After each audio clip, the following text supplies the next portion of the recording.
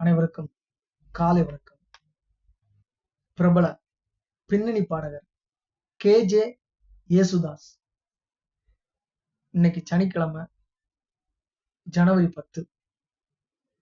கர்நாடக இசைக்கலைஞரும் புகழ்பெற்ற திரைப்பட பின்னணி பாடகருமான கட்டச்சேரி ஜோசப் யேசுதாஸ் என்பவருடைய பிறந்த தினம் இன்று சனிக்கிழமை ஜனவரி 10. கேரள மாநிலம் கொச்சியில் பிறந்தவர். 1940ஆம் ஆண்டு. தந்தை பிரபல இசைக்கலைஞர் மற்றும் நடிகர். 5 வயதிலேயே தனது ஆரம்ப இசைக்கல்வியை தந்தையிடம் பெற்றுக்கொண்டார். திருப்புனித்துறை இசை அகாடமியில் இசை கற்றார். சிறிது காலம் வேச்சூர் ஹரிகர சுப்பிரமணியரிடம், செம்பை வைத்தியநாத பாகவதரிடம் இசை பயின்றிருக்கிறார். முதலில் கால்பாடுகள் என்ற மலையாள திரைப்படத்தில் 1960இல் பின்னணி பாடினார். தமிழில் எஸ். பாலச்சந்தரின் பொம்மை படத்தில் நீயும் பொம்மை நானும் பொம்மை பாடலின் மூலம் அறிமுகமானார். 1970களில் இந்தி திரைப்படங்களில் பாடத் தொடங்கினார்.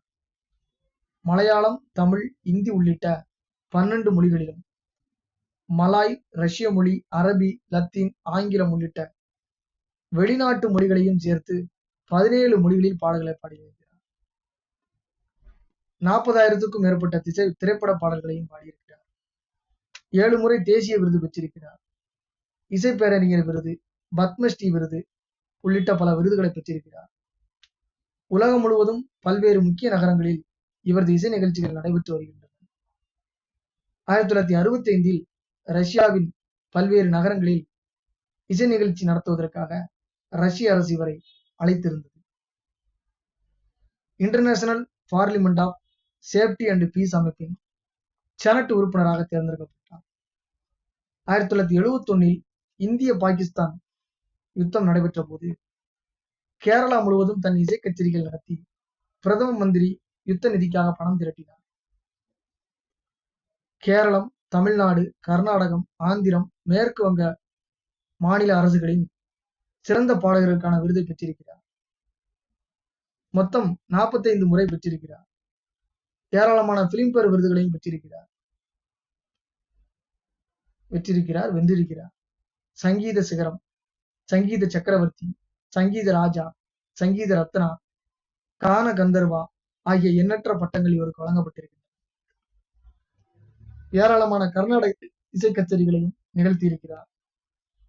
பக்தி பாடல்கள், மெல்லிசை பாடல்கள் அடங்கிய இசை தொகுப்புகளையும் வழங்கியிருக்கிறார். ஒரு பாடகனாக நான் வலம் வருவதற்கு என் அப்பாதான் காரணம் என்று கூறுவார் இவர். எனது குருமார்கள் செம்பை வைத்தியநாத பாகவதர், குமாரசாமி ஆகியோரை என்னால் மறக்கவே முடியாது என்று குறிப்பிட்டிருக்கிறார். 1964இல் தொடங்கிய இவரது இனிய இசை பயணம் அரை நூற்றாண்டாக கடந்திருக்கிறது. 1980இல் திருவனந்தபுரத்தில் தரங்கிணி ஸ்டுடியோ மற்றும் தரங்கிணி ரெக்கார்ட்ஸ் ஆகிய நிறுவனங்களை தொடங்கி நடத்தி வருகிறார். 1980இலிருந்து இவர் பாடியுள்ள ஐயப்பன் பாடல்கள் மிகவும் பிரசித்தி பெற்றவை.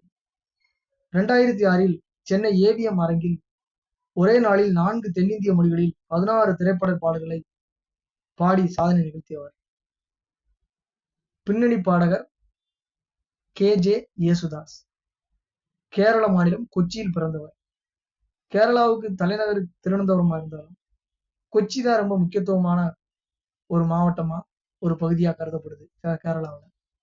அந்த ஊர்ல பிறந்தவர். தந்தை பிரபல இசைக்கலைஞர் மற்றும் நடிகர். 5 வயதிலேயே தனது ஆரம்ப இசைக்கல்வியை தந்தையிடம் கற்றுக்கொண்டவர். இப்படி பல்வேறு திறமைகளை உடையவர். இவருக்கு வழங்கப்பட்ட விருதுகளை மட்டும் திரும்பவும் சொல்றேன். சங்கீத சிகரம், சங்கீத சக்கரவர்த்தி, சங்கீத ராஜா, சங்கீத ரத்னா, கான கந்தர்வா இதெல்லாம் இவருக்கு வழங்கிய பட்டங்கள்.